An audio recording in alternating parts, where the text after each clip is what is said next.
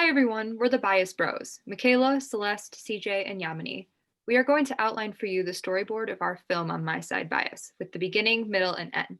This storyboard takes steps to ensure the film will incorporate elements to engage, provide appropriate context, and educate the audience by providing student-driven insight from our 30 Days project.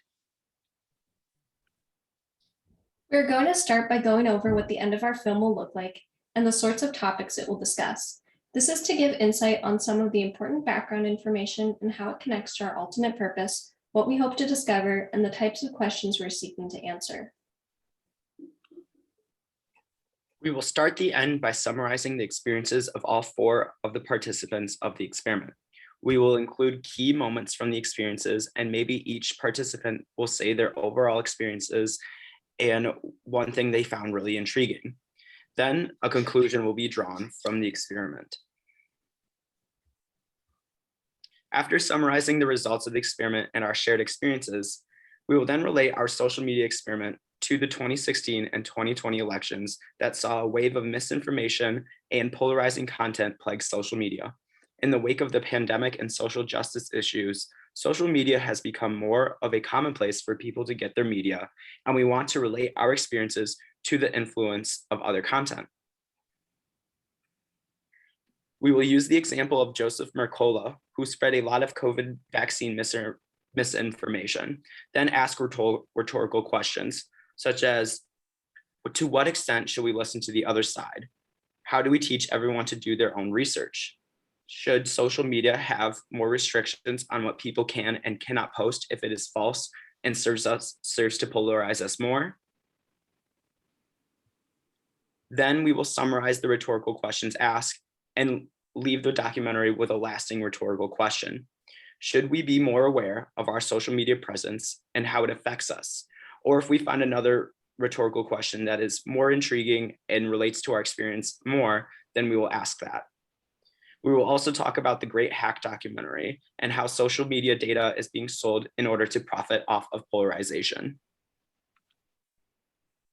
So our overarching thesis is exposing oneself to media from their polar opposite opinions will help to create a more holistic view on issues and politics and acquire a better understanding of topics. Now let's talk about what the beginning of our video will look like. The main goal of the beginning of the video is to provide the audience with context and draw them in as soon as possible to generate interest. Video will start with a sequence that will grab the attention of our audience, a montage of tweets that we collected over the course of our project. This will get the audience thinking about Twitter and what kind of political things people tweet. We hope to have some surprising examples to generate audience interest. For now, we don't have a picture showing the polarization prominent through social media, so we chose to use a dot diagram that shows us how skewed our media really is and how there's only a small fraction of people that really try to stay moderate and unbiased.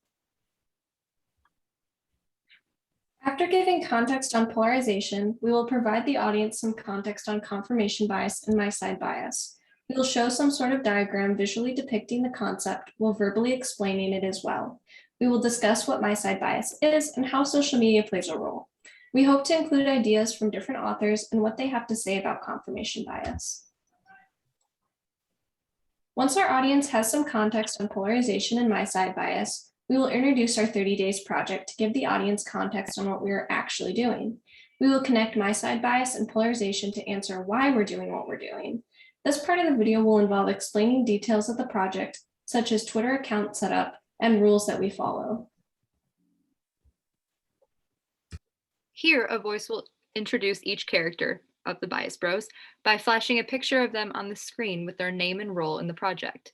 Then the person themselves will explain their political compass and give us a tour of their profile. This will include a walkthrough of our profile pictures, our bio, the important accounts we follow, and a few examples of our own tweets. We will then repeat this for each person, and it is meant to be a quick, fun introduction. In the middle of our video, we will focus on our experiences on doing the 30-day project. We hope to share with our audience some of the most meaningful moments each of us experienced during this project and relate these moments to actual research and concepts that are bias related or psych related. This will serve as the teaching moment of our project and bring together real experiences and concepts introduced at the beginning. Like CJ said, that teaching moment will hopefully come from our tweets we experienced through our time on Twitter. The goal is to showcase tweets that make us uneasy or leave a lasting emotion behind. From that feeling of discomfort, we will have more of a personal experience to dedicate the video to.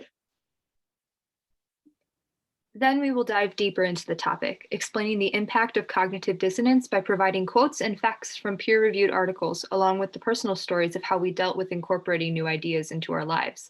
Cognitive dissonance, for those who don't know, is the state of having inconsistent thoughts, beliefs, or attitudes, especially as relating to behavioral decisions and attitude change. Will our morals and values be questioned? Will this change the way we go about our lives? Finally, one of the last tweets we hope to record is from us working with the opposing side. Rather than quickly rejecting their beliefs, we hope to spend time to figure out why they believe what they do and how their backgrounds influence them, also taking into context how we perceive our own news from the sources that we've been following. With this new understanding, we hope to apply it to our findings in politics and our day-to-day activities. This newfound appreciation for wanting to understand the opposite side will leave us the chance to truly appreciate our differences. And finally, here are our image citations used in the storyboard, organized by slide number. Thank you for watching.